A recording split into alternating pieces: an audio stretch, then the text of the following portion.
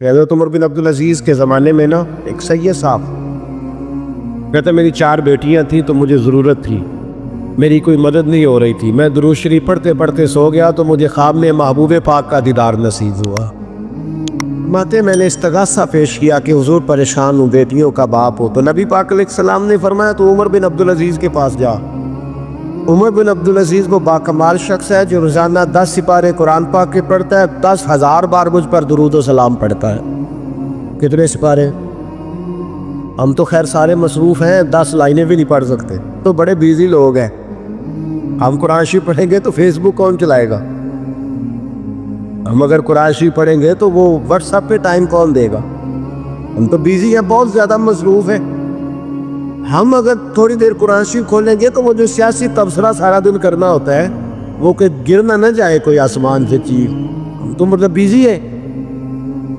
بادشاہ وقت کے بادشاہ 10,000 مرتبہ درود و سلام، اللہ اکبر۔ بس بندہ ارادہ کر لے تو اللہ اسے موقع بھی عطا فرمائی دیتا ہے، اللہ اس کی مدد کرتا ہے۔ 10,000 بار پڑھتے تھے تو نبی پاک علیہ السلام نے کیا خوبصورت بات ارشاد فرمائی۔ محبوب فرمانے لگے 2-4 دن پہلے نا عمر بن عبدالعزیز نے 3,000 درود شریف کم پڑھا ہے، اسے جا کے کہے 500 دینار جرمانہ دے، وہ 500 لے آ، تیرا کام بن جائے گا۔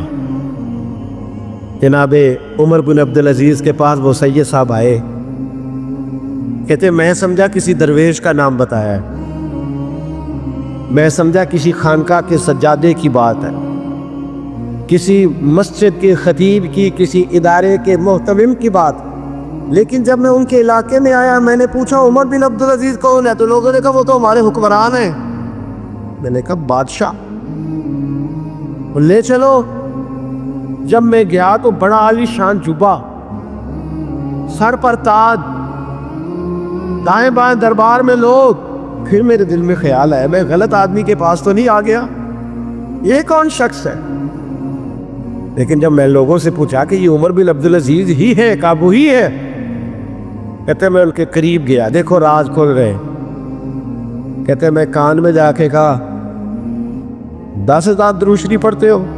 کہتے انہیں شاخ لگا، جھٹکا، یوں دیکھا، تجھے کس نے بتایا؟ میں نے کہا کوئی ہفتہ سوا پہلے 3,000 کم بھی پڑھا ہے۔ کہتے ہیں وہ تو چتھرنے لگے، فٹافٹ میرا بازو تھاما، کھولنے میں لے دے، کہنے لگے یہ تو میری بیوی کو بھی نہیں پتا کہ میں پڑھتا ہوں، یہ تو میرے خاص خادم کو بھی نہیں پتا، یہ تو میرا اور خدا کا، میرا اور مصطفیٰ کا راز ہے، اللہ رسول سے میرا راز ہے، تجھے کیسے پتا چلا؟ کہتے ہیں سید صاحب کہتے ہیں میں نے ان سے کہا کہ جن کے ساتھ آپ کا راز ہے مجھے انہوں نے ہی بتایا ہے، رازدار میں ہی بتایا ہے، اور محبوب نے فرمایا میں سید ہوں، مجھے گھر میں ضرورت تھی، صدقہ زکوٰۃ لے نہیں سکتا، مجھے حضور نے کہا جا اسے کہا تجھے 500 دینار دے۔ کم پڑھا درود شریف؟ تو کہتے ہیں حضرت عمر بن عبدالعزیز ایک ستون کے پاس چلے گئے اور ستون پر انہوں نے بازو رکھے، چہرہ رگڑ کے چیخے مار کے روئے، تو وہ میر حرم، میں غریب بے نوا، تو کجا من کجا، کتھے مہر علی تے کتھے تیری ثنا، گستاخ اکھی کتھے جاڑیا، کیسے آقاؤں کا بندہ ہو رضا، بول بالے میری سرکاروں کے، رونے لگے، اتنا روئے کہ ان کی طرف سے میں بھی رونے لگا۔ فرماتے ہو میرے اندر بات تھی کہ یہ درویش ہونا چاہیے تھا، یہ ماجرا کیا ہے؟ فرماتے جناب عمر بن عبدالعزیز جب کچھ ٹھنڈے ہوئے نا طبیعت ان کی، تو بازو سے پکڑ کے مجھے ایک حجرے میں لے گئے، اس کمرے کی طرف سارا محل سارا دربار گزر گیا، اینڈ پہ ایک حجرا آیا، باہر بڑا خوبصورت اس کے اچھا دروازہ بنا ہوا ہے، قیمتی، لیکن فرماتے ہیں جب کھول کے اندر گئے تو اندر کچا مکان، ایک مٹکا، 2 پیالے مٹی کے، کچھ بڑے بڑے سامان پڑے ہوئے، رسیاں پڑی ہوئی ہے، سینے کا سامان ہے، کھجور کی چھال پڑی ہے، کچھ ٹوپیاں پڑی۔ جناب عمر بن عبدالعزیز نے چٹائی اٹھائی، چٹائی سے 500 دینار نکالے اور مجھے دیے، اور کہتے ہیں جب انہوں نے اوپر سے جبہ اتارا تو نیچے سے پھٹا پرانا لباس نکل آیا. اوپر سے جب انہوں نے وہ اتارا تاج تو کھجور کی چھال کی پرانی ٹوپی نکلی. تو میں نے کہا حضور یہ کیا ہے سارا کچھ؟ تو رو پڑے, کہنے لگے اب تجھے رازداروں نے بتایا ہے تو میں کیوں نہ بتاؤں, اب تجھے انہوں نے بتایا ہے جو رازدار تھے تو میں کیوں نہ بتاؤں. فرمانے لگے یہ جو میں نے اوپر لباس پہنا ہوا ہے نا یہ بندوں کو دکھانے کے لیے, اور یہ جو میں نے اندر پہنا ہوا ہے یہ رب کریم کو دکھانے کے لیے. باہر اگر میں حکومت نہ سنبھالوں اور اس طرح نہ بیٹھوں تو انصاف کون قائم کرے. فرمانے لگے اللہ کی قسم 10 روپے بھی کبھی مال خزانہ سے نہیں لیے. میں رات جب فارغ ہوتا ہوں تو میں اور میری بیوی یہاں آ کے بیٹھتے ہیں. وہ بچوں کے پاس بیٹھ کے ٹوپیاں سیتی ہے تو میں یہاں بیٹھ کے ٹوپیاں سیتا ہوں. ٹوپیاں سیتا رہتا ہوں, مصطفیٰ پر درود و سلام پڑھتا رہتا ہوں, چٹائیاں بناتا رہتا ہوں, بھیجتا رہتا ہوں. اور فرمانے لگے تھوڑے تھوڑے کر کے نا میں نے پیسے رکھے تھے. خیال تھا کہ کوئی غریب آئے گا تو مدد کروں گا, خیال تھا کہ اگر ارادہ بنا تو آج پہ جاؤں گا. مجھے کیا خبر تھی کہ میرے یہ پیسے اتنے نصیبوں والے ہیں کہ میں اپنے نبی کے حکم سے خرچ کروں گا. اپنے محبوب کے کہنے پر اتنے میرے نصیب, اتنا میرا مرتبہ اور مقام. میرے عزیزو, ان لوگوں کے جب راز کھلیں گے, ان لوگوں کے جب راز کھلیں, ان لوگوں کے جب راز کھلیں گے تو انہیں اللہ بڑے درجے عطا فرمائے گا, ان کو اللہ بڑے مرتبے اور بڑے مقام عطا فرمائے. ان پر اللہ تبارک و تعالیٰ کی خاص رحمتیں ہو. وہ لوگ جنہوں نے نام و نمود نہیں بنایا, چھپ چھپا کے دین کی نوکریاں کرتے رہے, کونے میں ہو کر کام کرتے رہے, انہیں اللہ جب اجر دے گا تو بڑا دے گا. میرے رسول کریم صلی اللہ تعالیٰ علیہ وآلہ وسلم ہجرت سے چند دن پہلے نا خانہ کعبہ کو اندر سے دیکھنے کا دل کیا میرے نبی پاک کا. کیا مجھے مکہ چھوڑ کے مدینہ طیبہ جانا ہے تو میں ذرا کعبہ معظمہ کے اندر سے زیارت کر لوں. عثمان بن طلحہ ایک شخص تھا جو کلید بردار تھا, جس کے پاس خانہ کعبہ کی چابی ہوتی. حضور صلی اللہ تعالیٰ علیہ وسلم نے اس سے کہا کہ بھائی چابی ذرا دے دو, میں خانہ کعبہ کے اندر سے زیارت کرنا چاہتا ہوں. کہنے لگا کوئی اور ہوتا تو میں دے دیتا, آپ کو نہیں دوں گا. معاذ اللہ ثم معاذ اللہ. میرے رسول پاک کی بات نہ ستارے بھی مانتے ہیں, چاند بھی مانتا ہے, سورج بھی مانتا ہے. حضور اگر سورج کو کہنا واپس حضرت علی نے نماز پڑھنی ہے تو وہ آ جاتا ہے. اور اگر حضور فرما دے چاند کو 2 ٹکڑے ہو جا تو وہ 2 ٹکڑے ہو جاتا ہے. سورج بھی بات مانتا ہے, چاند بھی بات مانتا ہے. یہ سارے میرے رسول کریم علیہ السلام کے غلام ہیں.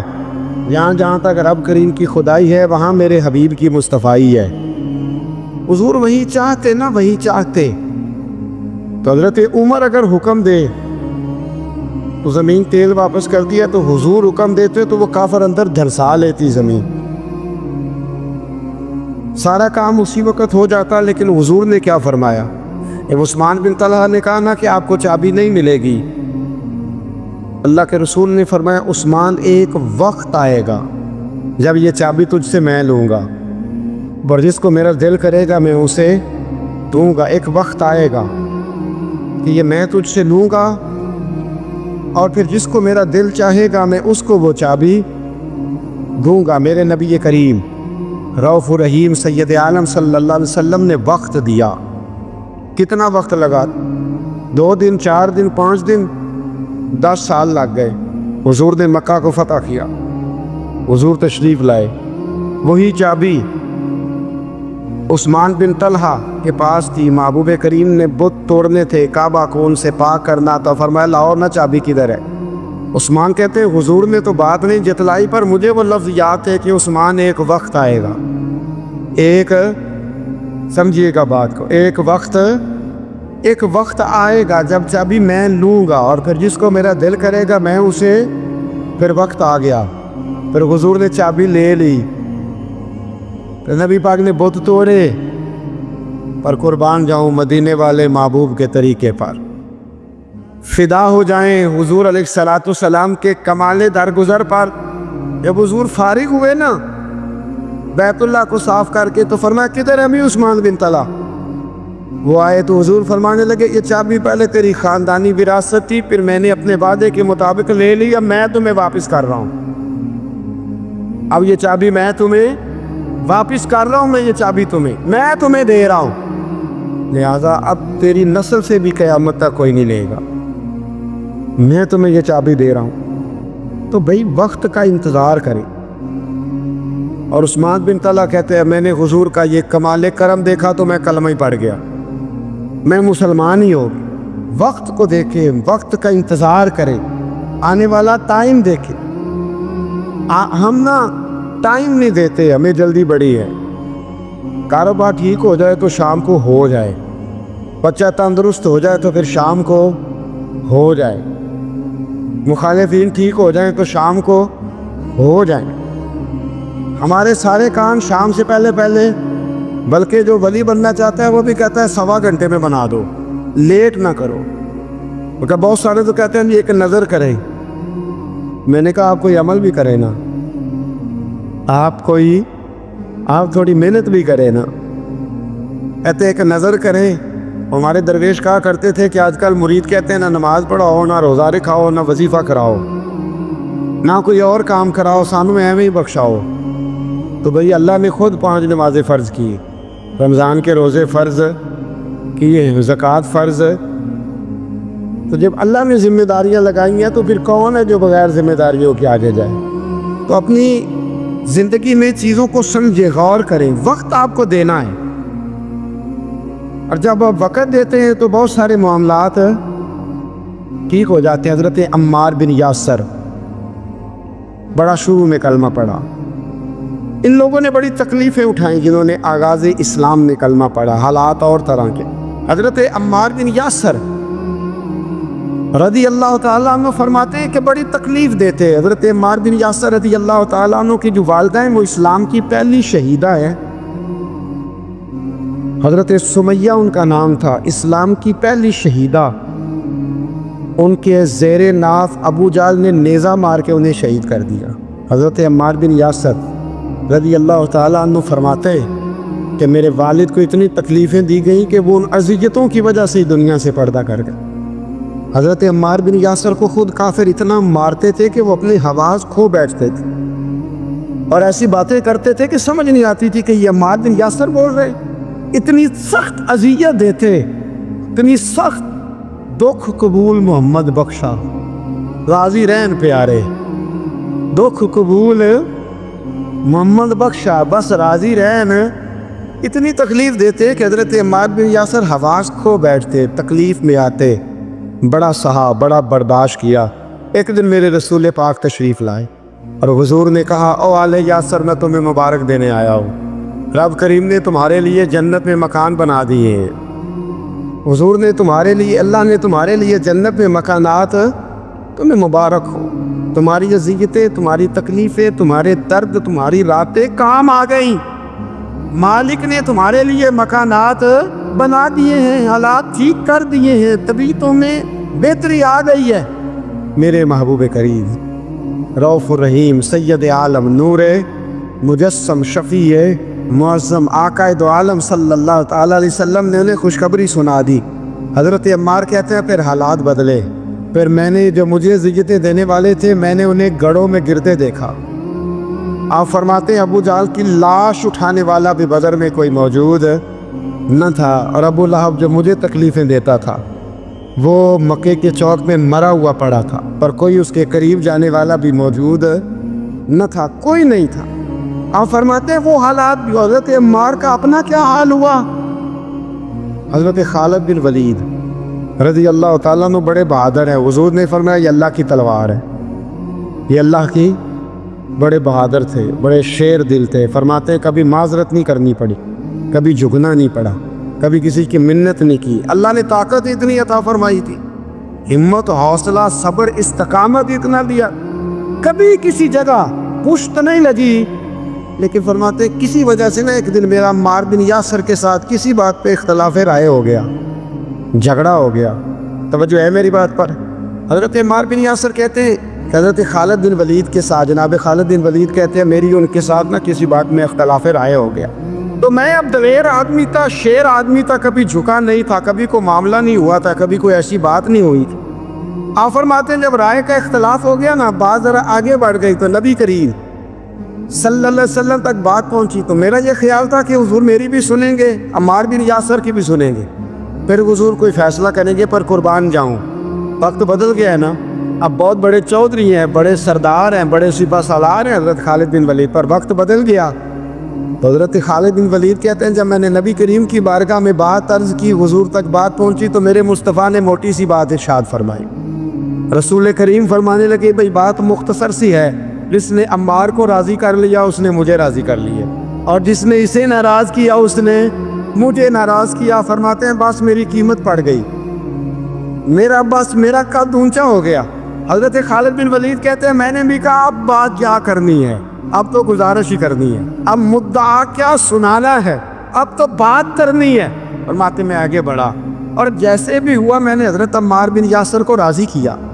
حضرت عمار کہتے ہیں ایک وقت وہ تھا اور ایک وقت یہ ہے، جب دونوں وقتوں کو دیکھتا ہوں تو کہتا ہوں الحمدللہ رب العالمین، یہ ساری تعریفیں اس رب کے لیے ہیں جو تمام جہانوں کو پالنے والا۔ وقت دے معاملات کو، ٹائم دے۔ آپ دیکھیں اللہ تبارک و تعالیٰ بڑا قریب ہے، وقت کے ساتھ جب چیزیں تبدیل ہوتی ہیں اپنے ٹائم کے۔ حضرت بلال حبشی رضی اللہ تعالیٰ، بڑا مشکل نہیں، اکیلا آدمی، غریب آدمی، مکے کے سارے سرداروں کے قابو آ گیا۔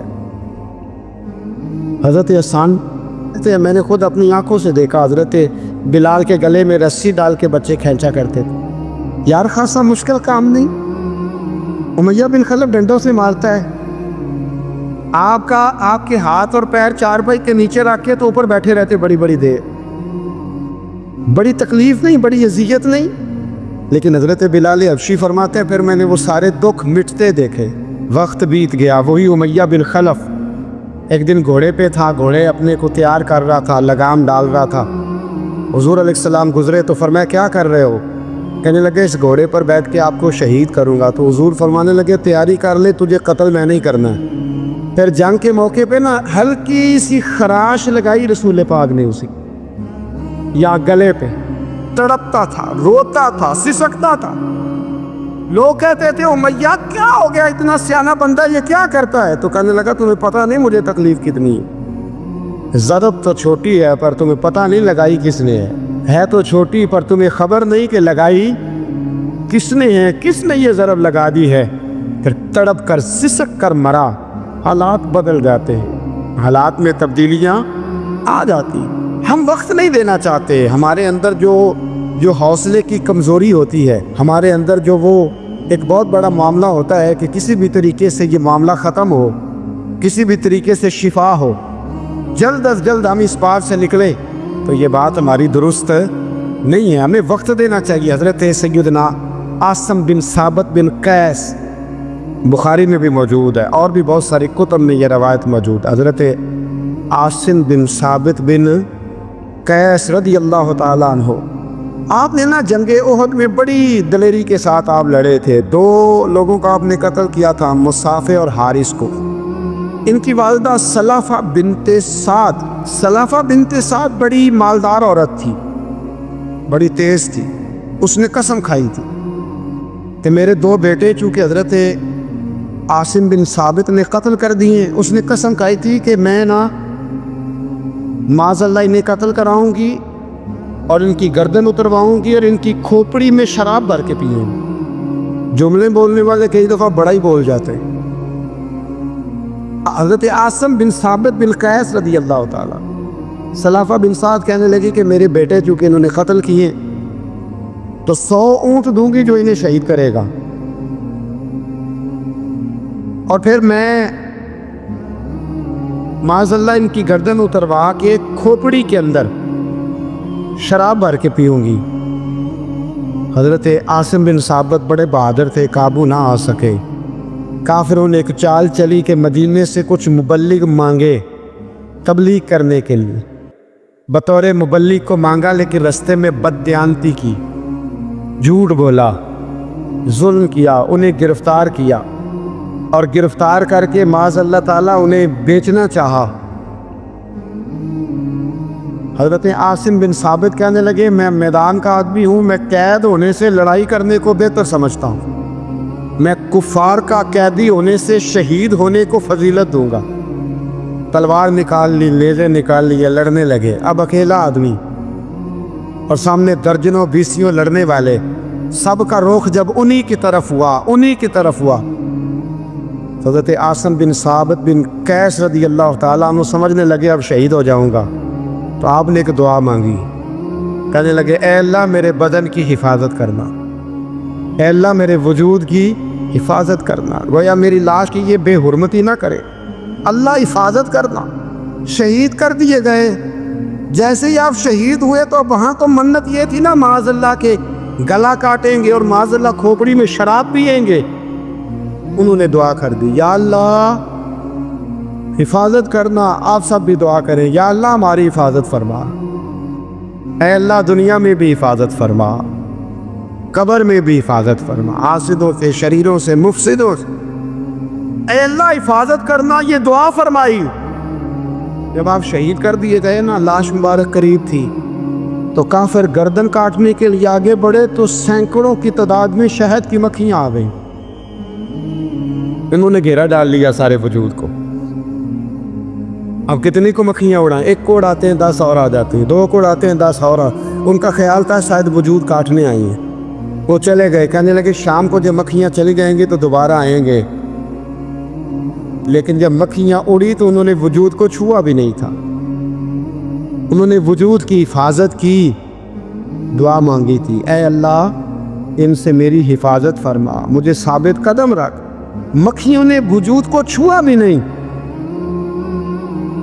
اور جب رات ہوئی تو نہ بادل تھے، نہ پانی تھا، نہ ہوا تھی، لیکن اللہ نے پانی بھیجا، بارش آئی، حضرت عاصم بن ثابت کی لاش کو بہا کے لے گئی، وجود بہا کے لے گئی۔ سویرے ڈھونڈتے رہے پر ان کا وجود کسی کو ملا۔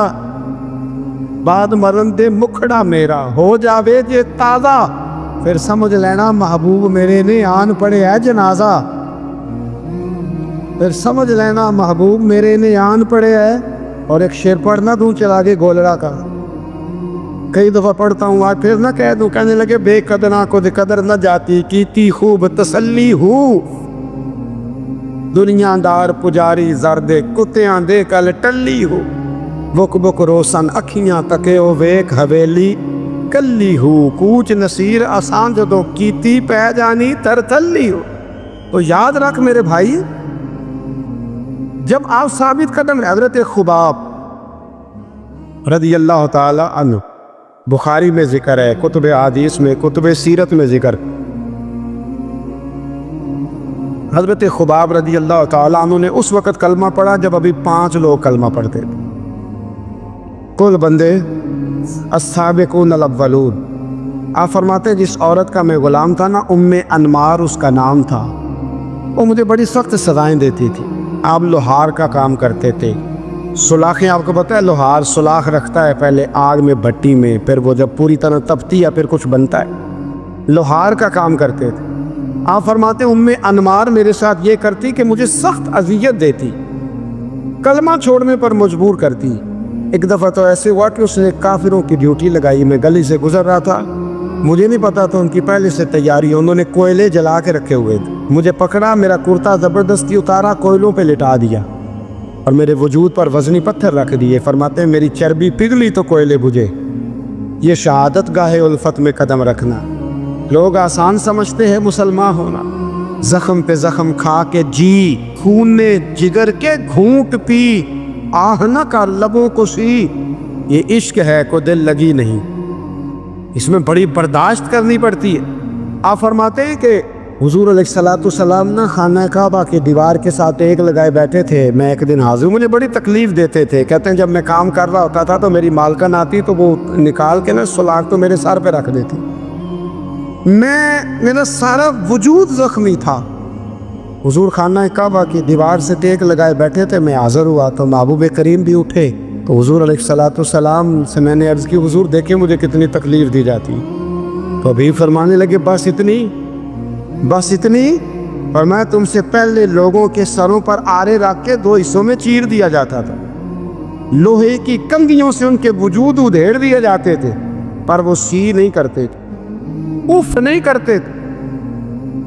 میں خبردار بس کتنی۔